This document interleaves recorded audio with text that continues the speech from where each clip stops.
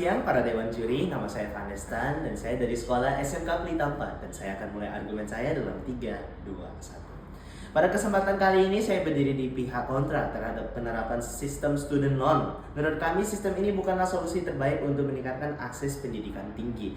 Dan beberapa poin yang saya akan sampaikan adalah yang pertama, pinjaman pendidikan dapat membebani lulusan dengan utang jangka panjang.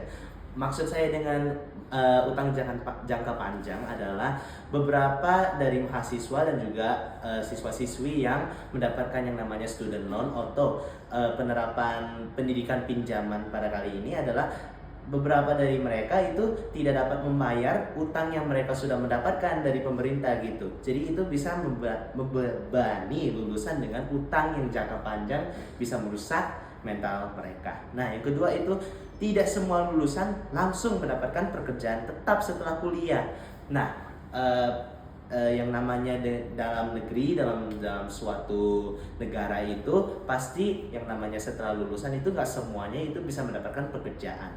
Jadi meskipun mereka sudah mendapatkan bantuan dari pemerintah, meskipun mereka sudah mendapatkan pinjaman uang atau subsidi dari pemerintah, nggak semuanya dari mereka itu bisa membayar karena mereka belum mendapatkan pekerjaan yang tetap dari lulusan mereka tersebut. Nah, yang ketiga itu bunga pinjaman dapat membuat jumlah pembayaran jauh lebih besar daripada pinjaman awal. Contohnya mungkin pemerintah memberikan subsidi mungkin 50 juta, tapi bunga yang mereka harus membayarkan itu lebih besar dibandingkan pinjaman yang mereka mendapatkan dari awal. Jadi hitung-hitungnya itu tetap siswa atau mahasiswa yang mendapatkan bantuan tersebut itu harus membayarkan apa yang mereka mendapatkan bantuan tersebut bahkan lebih gede, bahkan lebih besar daripada nominal yang mereka menerima.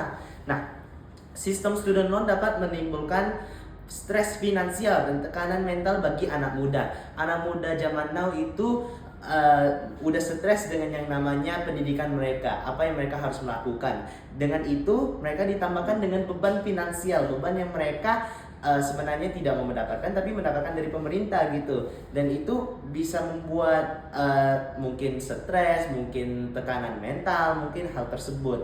Nah, pendidikan tinggi bisa menjadi terlalu berorientasi bisnis, bukan hak masyarakat. Sebenarnya yang namanya mahasiswa, yang namanya siswa itu berhak mendapatkan pendidikan gitu, tapi pendidikan tinggi ini jika mendapatkan program yang namanya pinjaman pendidikan itu bisa terlalu berorientasi bisnis. Yang penting mereka beruntung, yang penting mereka mendapatkan duit dibandingkan pendidikan yang harusnya semua orang mendapatkan gitu. Siswa dari keluarga kurang mampu bisa takut melanjutkan kuliah karena resiko utang yang harusnya mereka itu percaya diri dengan melanjutkan pendidikan mereka, dengan apa yang harusnya mereka mendapatkan, itu malah mereka bisa terlalu takut untuk melanjutkan kuliah. Mereka bisa terlalu takut untuk melanjutkan pendidikan lanjutan mereka. Sistem ini bisa dapat memperlebar kesenjangan sosial antara yang mampu dan yang tidak mampu membayar pinjaman. Mungkin iya, semua mendapatkan kesempatan untuk berkuliah, untuk berpendidikan yang lebih tinggi, tapi itu bisa membuat kesenjangan antara masyarakat yang mungkin bisa membayar dan yang tidak bisa membayar gitu. Jadi itu bisa membuat kesenjangan lebih lebar daripada yang sudah ada di dalam masyarakat secara luas. Resiko gagal bayar cukup tinggi jika lulusan tidak memiliki penghasilan stabil seperti yang saya sudah bilang. Pemerintah dapat mengalami kerugian akibat pinjaman yang tidak berbayar. Jadi ini program tidak 100% menguntungkan pemerintah. Jika yang namanya siswa tidak dapat mampu membayarkan, itu dapat merugikan pemerintah secara jangka yang lebih panjang. Student loan dapat mendorong kampus menaikkan biaya kuliah. Dalam maksud ini itu mereka tahu bahwa siswa-siswi mahasiswa udah mendapatkan subsidi dari pemerintah, mereka bisa meningkatkan biaya-biaya dari kuliah tersebut. Lulusan mungkin menunda membeli rumah, menikah, atau mulai usaha karena masih memiliki utang pendidikan yang dalam jangka panjangnya itu dapat memperlambat ekonomi secara luas.